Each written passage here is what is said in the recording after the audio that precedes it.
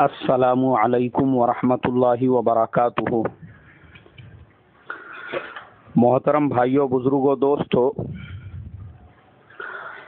ये हमारा इस्लाह मुआशरा का 171वां सबक है। मोहतरम बुजुर्गों,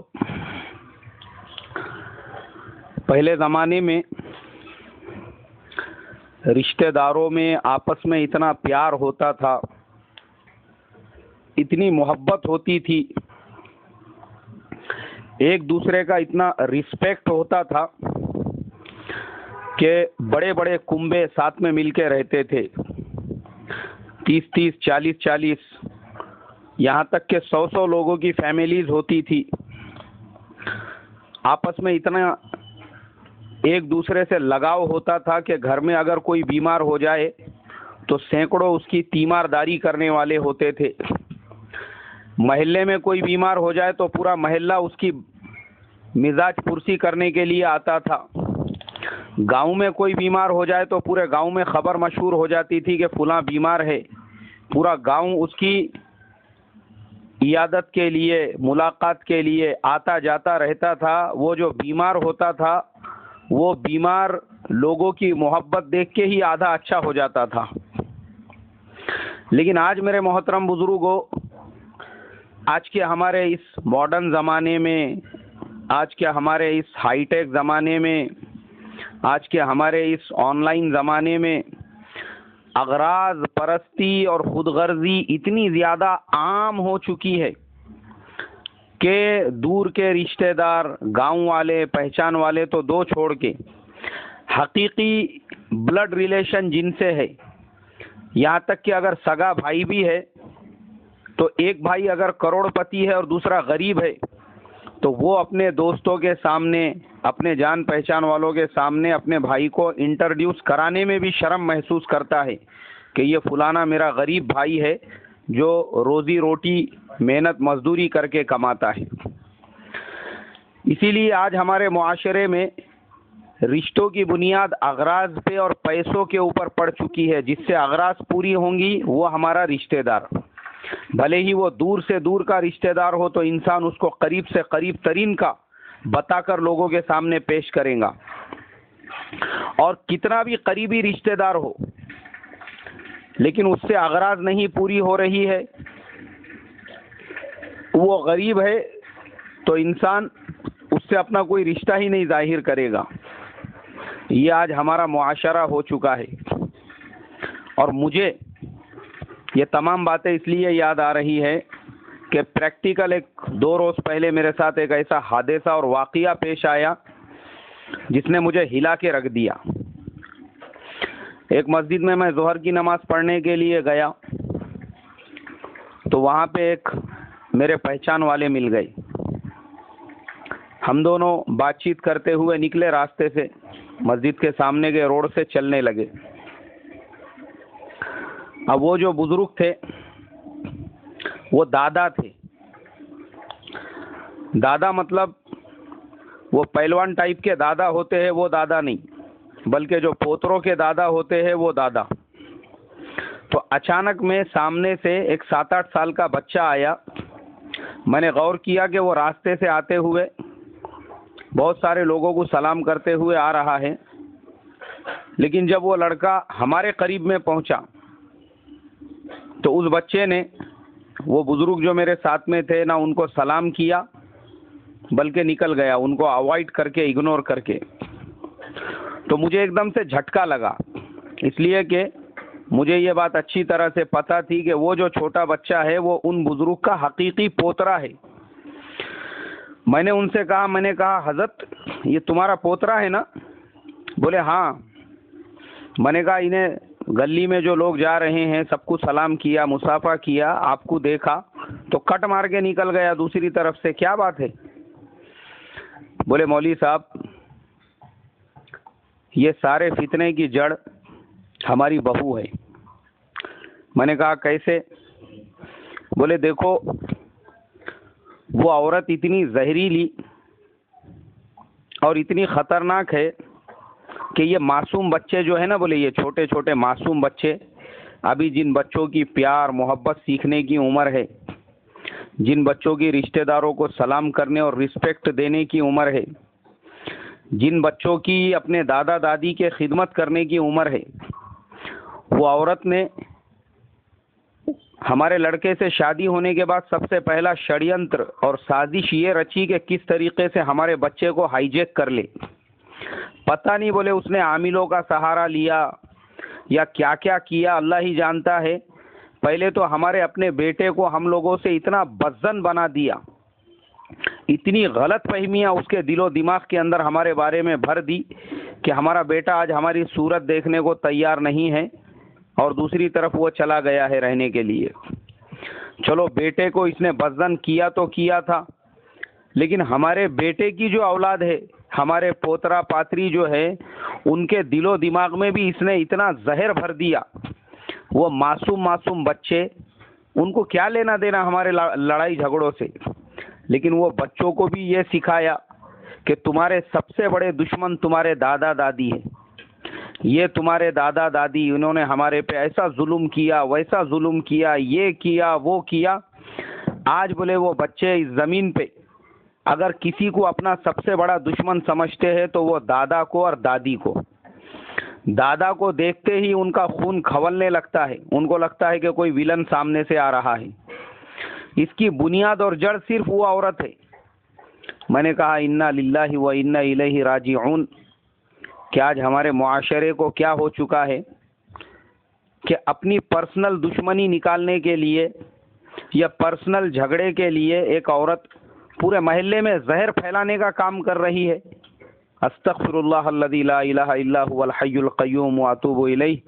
बेसाख्ता मेरी ज़ुबान से इस्तग़फ़ार निकल गया। मोहतरम बुजुर्गों, आज ये किसी एक घर का मसला नहीं है, ये मसला हमारे हर मोहल्ले का मसला है, हमारे हर सोसाइटी का मसला है, हमारे हर गांव का मसला है कि हमारे यहाँ पर एक अजीब मिजाज बना हुआ है औरतों का कि अगर उनकी आपस में नहीं जम रही है तो उस दुश्मनी को वो मर्दों तक लेकर जाती है। भाई भाई में लड़ाई झगड़े पैदा करती है, दुश्मनियाँ पैदा करती है, माँ बाप के दिलों में नफरत बच्चों के लिए पैदा करा देती है और अपने झगड़े को वो एक ग्लोबल झगड़ा बना देती है, उसको पूरी तरह से डिस्ट्रॉय करके रिलेशंस को ख़त्म करा देती है। आज ये हमारा माहौल बन चुका है। हालांकि वही औरतें ये नहीं सोचती है कि अरे बाबा, आज तू जवानी के जोश में, आज तू अपने जवानी के जलवे में जो हलवे खा रही है, तू भी बुढ़ी होने वाली है। याद रख, ये जवानी, ये शबाब, ये हुस्न, ये जो तेरे शोहर का तेरे आगे पीछे कुत्ते के जैसा दुम हिलाना है, ये हमेशा नहीं रहने वाला। एक दिन तू भी बूढ़ी होने वाली है। जब तू बूढ़ी हो जाएगी तो सोच, जिन बच्चों के दिलो दिमाग में तू नफरत के जहर भर रही है, यही बच्चे बड़े होकर अगर तेरे साथ वो सुलूक करे जो तू आज अपने शोहर को उनके माँ बाप के साथ करने लगा रही है, तो तेरा क्या हाल होगा? क्योंकि तूने सिखाया इन बच्चों को नफरत कैसी पैदा करना, नफरत दिलों में कैसे पालना, कैसे लोगों के बारे में कीना रखना, कैसे लोगों से हसद और जलन करना, किस तरीके से नफरत करना और किस तरीके से लोगों को अपना दुश्मन समझना, तूने सिखाया है। अब ये जो सिखाने वाली औरत है, अगर इसके भी बच्चों ने ये कहा और ये सोचा कि हमारी माँ ने भी हमारे दादा दादी के साथ वही किया था, उनको घर से हकाल दिया था, निकाल दिया था, भगा दिया था, और ये बच्चे अगर तेरे लिए वैसा ही इंतज़ाम करे, शक्कर का एक आधा पुराना थैला लाके तुझे ओढ़ने बिछोने के लिए दे दे के यही तेरा बिस्तर है, खाने के लिए तुझे एक आधी सूखी रोटी दे दे या घर का बचा कुचा तेरे हवाले करे, तो तेरे ऊपर क्या गुजरेंगी। इसलिए मेरी माँ बहनों, सोचने की बात है कि क्यों हम ये जहर फैलाने का काम कर रहे हैं। और उन औरतों से ज़्यादा मुझे हैरत उन बाइलिया टाइप के मर्दों पर है जो अपनी माँ बाप के हुकूक को नहीं पहचानते और औरत के इश्क में, औरत की मोहब्बत में ऐसे पागल हो जाते, दीवाने। उनको बस वो, मुझे एक डायलॉग याद आ रहा है, वो बोलना मुनासिब नहीं है मगर मैं फिर भी इशारतन बोलूँगा। वो मैंने सुना था हमारे एक महल्ले के अंदर एक बड़े भी थे, हजानी खाला, उनका इंतकाल हो गया, अल्लाह उनकी खबर को नूर से भर दे। एक मर्तबा एक बेटे में और माँ में झगड़े हो रहे थे, तो बेटा अपनी बीवी की साइड लेके माँ को गंदी गंदी गालियां दे रहा था। तो मैं और वो खाला हम दोनों छुड़ाने के लिए गए, समझाने लगे हम। तो मैंने कहा अरे भाई तुम्हारी वालिदा है, वालिदा का हक और मर्तबा तुम्हारे ऊपर तुम्हारे बीवी से ज़्यादा है। तो वह हजानी खाला मुझे बोलने लगे कि मौलाना, बोले डैश डैश के सामने आदमी भूत हो जाता है, बाद में कुछ दिखता नहीं बोले उसको, वैसा इसका हाल है बोले। और मैंने फिर उनको हदीस सुनाई। मैंने कहा भाई हज़रत उमर फारूक रज़ी अल्लाह ताला अन्हु का वाक़या है, उन्होंने अपने एक बेटे से कहा कि मैं तेरे बीवी से नाराज़ हूँ, उसको तलाक दे दे। तो वो बेटा रसूल पाक सल्लल्लाहु अलैहि वसल्लम की खिदमत में पहुँचा, तो हुज़ूर पाक सल्लल्लाहु अलैहि वसल्लम से कहा कि मेरे वालिद कहते हैं कि अपने बीवी को तलाक दे दे। तो रसूल पाक सल्लल्लाहु अलैहि वसल्लम ने कहा कि तेरे ऊपर तेरे माँ बाप का सबसे ज़्यादा हक है, माँ बाप की कभी भी नाफरमानी मत करना, चाहे वो तुझे ये कहे कि सारा माल सदका कर दे या बीवी को तलाक दे दे। ये है मैंने कहा माँ बाप के हुकूक, और तुम मैंने कहा वही औरत की खातिर माँ बाप के साथ ये सुलूक कर रहे हो। तो मेरे मोहतरम बुजुर्गों, ये जो नौजवान हमारे हैं उनसे भी मैं यही रिक्वेस्ट करूंगा कि भाई आप दोनों के हुकूक बराबर लेकर चलो, और अपने आपस के मामलात में भाई भाई का कुछ लेन देन पे मामला हो गया, बाप बेटे के कुछ लड़ाई झगड़े हो गए, तो आप अपने तक रखो ना, वो जहर को बच्चों तक क्यों फैला रहे? उनके मासूम मासूम जहन, कौले कौले जहन, उन कौले दिमागों के अंदर नबियों के वाक़ियात, बुजुर्गों के वाक़ियात, सहाबा के वाक़ियात, प्यार मोहब्बत की बातें और चीज़ें आना चाहिए। उनमें अगर अभी से नफ़रत आ जाएंगी वो मासूम मासूम जहनों में, तो वो बच्चे पढ़ेंगे क्या, लिखेंगे क्या? फिर वो बच्चे जिन्होंने बचपन से नफ़रत का पाठ पढ़ा हुआ है, हर जगह बस वो नफ़रत करेंगे और निगेटिव सोचेंगे। स्कूल में जाएंगे तो टीचर को अपना दुश्मन समझेंगे, मकतब में जाएंगे तो मौलाना को अपना दुश्मन समझेंगे, दोस्तों के साथ में उठेंगे बैठेंगे तो उनको अपना दुश्मन समझेंगे। क्यों? उनकी माँ ने उनको मोहब्बत करना ही नहीं सिखाया, उनको तो बचपन से जहर मिल रहा है सिर्फ नफ़रत का। इसके लिए मेरे मोहतरम बुजुर्गों, हम आपस में भले ही कैसे भी हो, हम अपने मामलात को अपने तक रखें।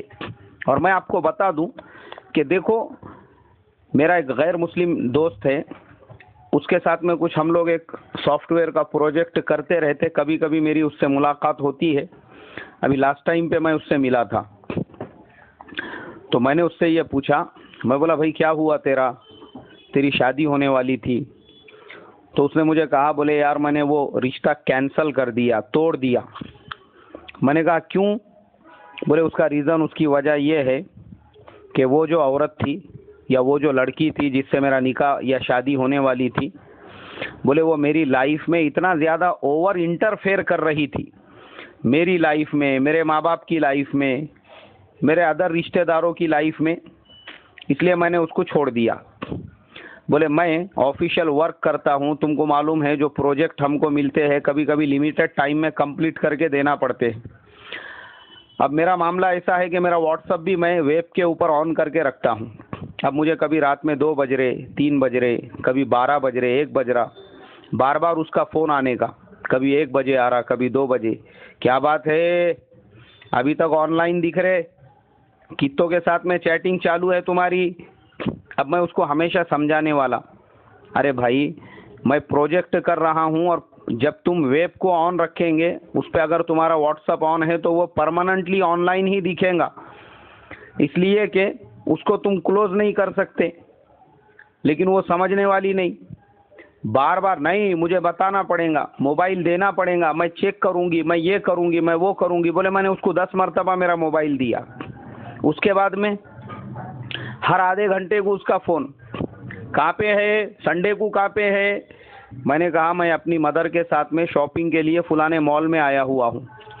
क्या बात है, तुम हर संडे को अपनी माँ के साथ में शॉपिंग के लिए निकलते? अरे बाबा मैं मेरी माँ के साथ में नहीं निकलूँगा तो क्या तेरी माँ के साथ में निकलूँगा? मुझे तो मेरी माँ के साथ में ही निकलना पड़ेगा ना। अब जब तक हूँ मेरी माँ की खिदमत तो करना पड़ेगी। हाँ, शादी के बाद भी तुम ऐसा ही करेंगे, मतलब तुम्हारे दिल में माँ की मोहब्बत मेरे से ज़्यादा है।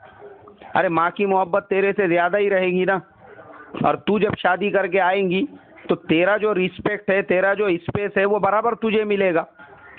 बोले फिर कभी मैं किसी फेस्टिवल में, प्रोग्राम में अपनी बहनों के उनके घर पे गया तो इसको नीचे से ऊपर आग लगने वाली।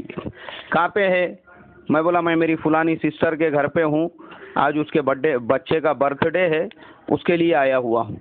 हाँ तुमको बहुत मोहब्बत है सिस्टरों से, तुमको बहुत मोहब्बत है मदर से, तुमको बहुत। अरे मेरे सिस्टरों से नहीं रहेंगी तो क्या तेरे सिस्टरों से रहेंगी? मेरे सिस्टरों से ही रहने वाली ना।